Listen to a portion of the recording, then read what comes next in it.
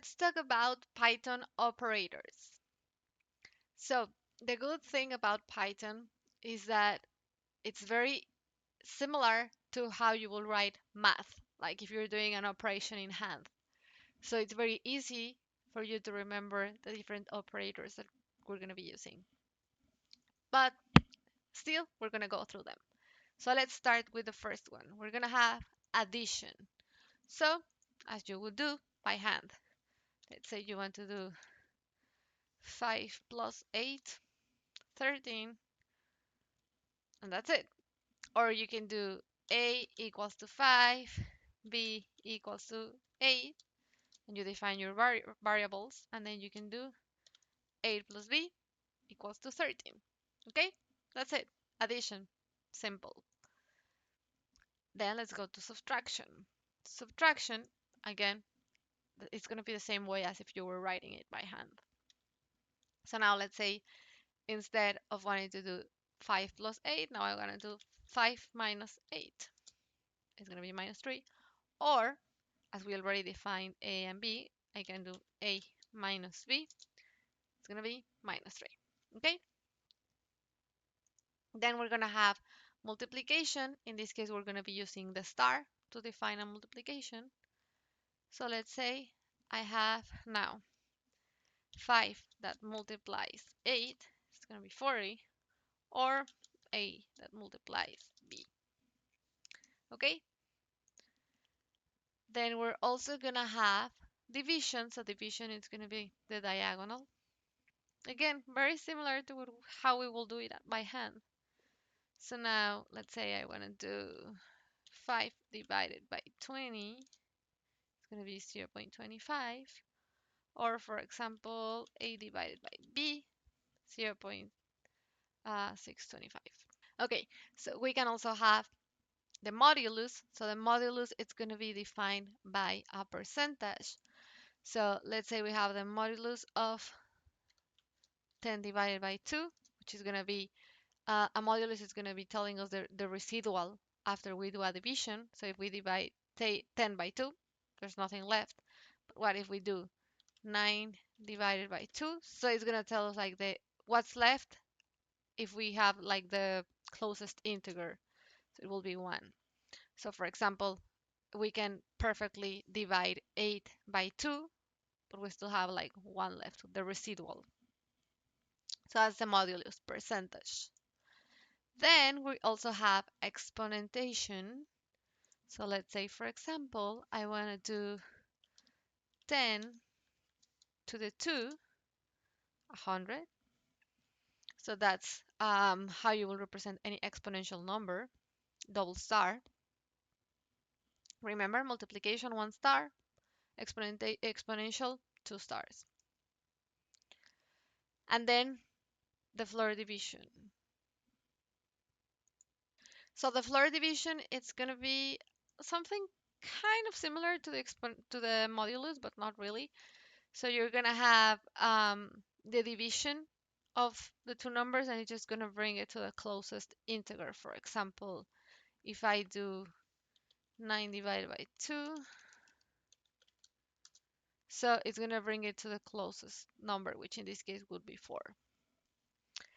And those are like the basic operators.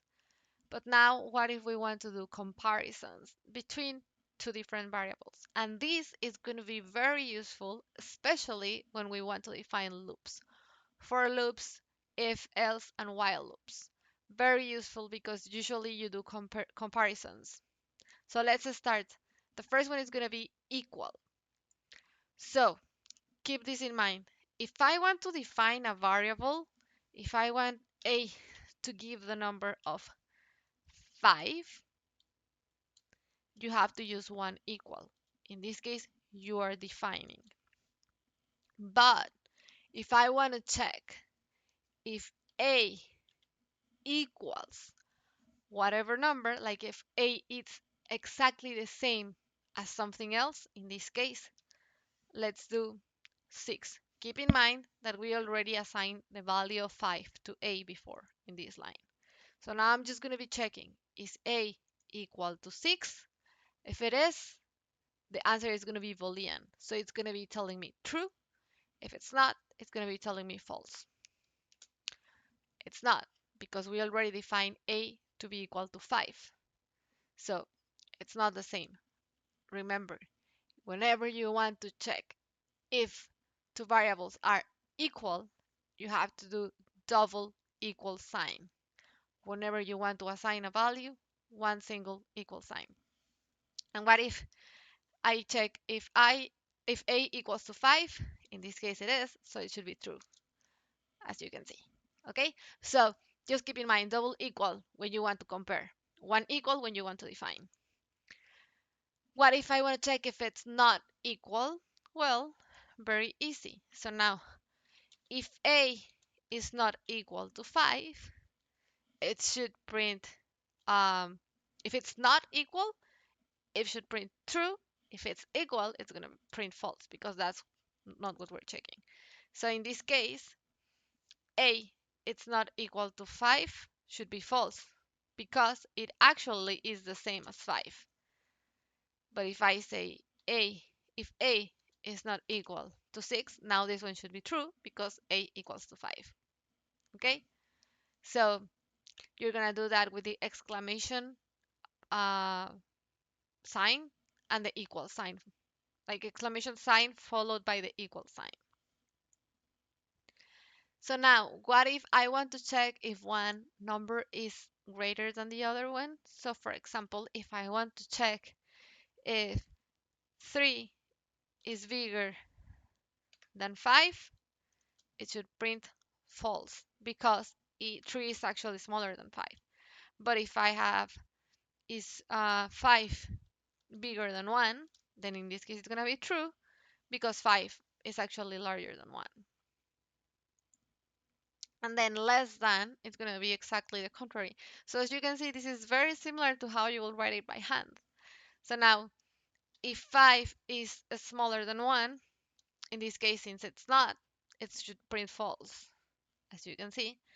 But if I change them, if I do if 1 is smaller than 5, it's going to print true, because that's a real value. So remember, just how you will write it.